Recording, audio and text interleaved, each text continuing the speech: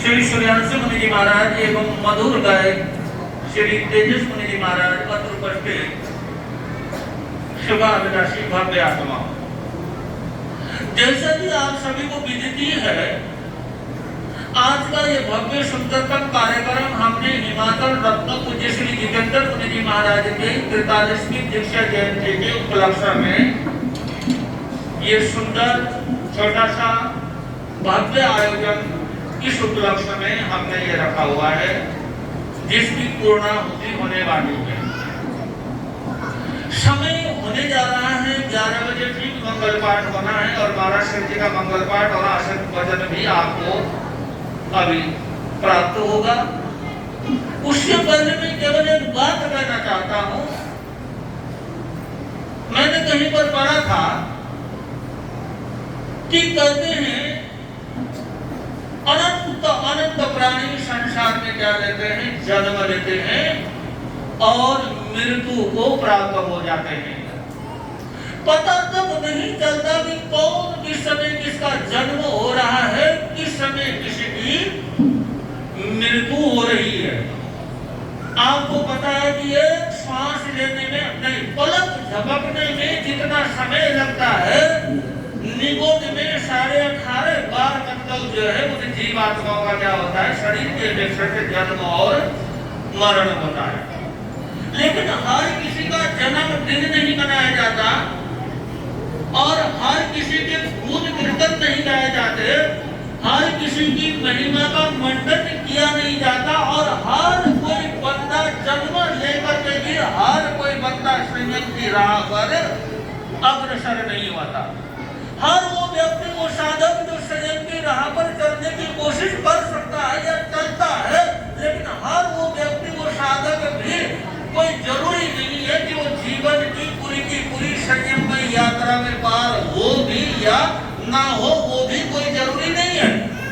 आपके समक्ष पाठ में विराजमान शांत, दांत, धीर, गंभीर, जिनके चेहरे पर चमक है, 73 साल की जिनकी दीक्षा हो गई है और रचित मुनि जी कह रहे थे अभी बिल्कुल 30 साल के नौजवान लगते हैं।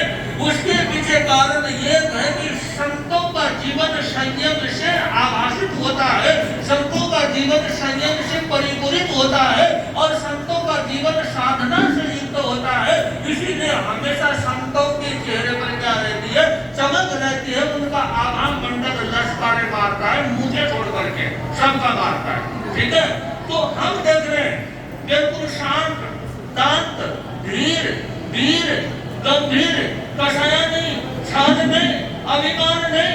आप देखिए ये हमारे सर्वत्र संघीय चतुर्थ पट्टधर 1500 साधु साध्वी के मालिक, हजारों श्रावक श्राविकाओं के मालिक, स्थानकवासी परंपरा का जो मतलब है जो वर्तमान में तीर्थंकर तो नहीं लेकिन तीर्थंकर भगवान के शासन के उत्तराधिकारी है। ऐसे महान संत शिवाचार्य के प्रथम शिष्य है और कभी ऐसा हो सकता है कड़वा और ऊपर से नीम चढ़ा वो कड़वा ना हो तो हो नहीं सकता। सत्ता आ जाए, पद आ जाए, नाम हो जाए।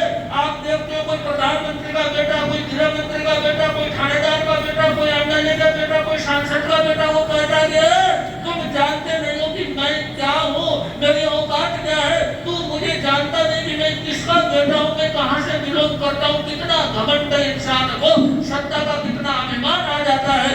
आचार्य के शिष्य होकर के, प्रथम शिष्य होकर के भी कभी की कोई मान नहीं है, कोई घमंड नहीं है, बिल्कुल सरल रहते हैं और जीवन के एक क्षण बचपन में मतलब 1991 में जिन्होंने भरी जवानी में, बच्चे भी देखे जवानी भी देखे, बीच की अवस्था में जिन्होंने दीक्षा ली और आज संयम जीवन को 42 वर्ष पूरा होकर के 43वें वर्ष पर लगे हुए हैं।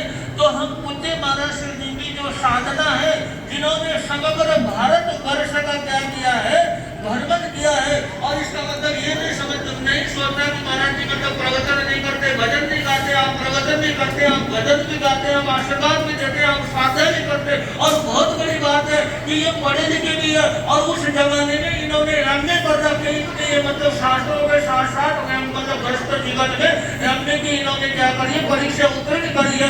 इतने गुण, इतना सब कुछ होने के बावजूद भी शरण संभाग में माया नहीं, ममता नहीं, छाज नहीं, कपट नहीं, आकर्षण नहीं, राग नहीं, कोई इच्छा नहीं, कोई तृष्णा नहीं, शांति के साथ जीवन जी रहे हैं और अपने को संयम की राह पर समाज की सेवा में समर्पित कर दिया है। ऐसे महान संतों के चरणों में अभिनंदन करते हुए, वंदन करते हुए हम सभी मिलकर के इनके संयम में यात्रा के लिए, भविष्य के लिए शुभ कामना करते हैं, मंगल कामना देते हैं, मंगल भावना गाते हैं। आप इसी तरह से दिन शासन की प्रभावना करते रहे, धर्म की प्रभावना करते रहे, आप सदैव स्वस्थ रहे, मस्त रहे और आप इसी तरह से अपने लक्ष्य की प्राप्ति करें और आपका आशीर्वाद सबको मिलता रहे। इन्हीं शब्दों के साथ हम इनका बहुत बहुत आदर, मान, सम्मान, सत्कार, अभिनंदन करते हैं और इसी के साथ साथ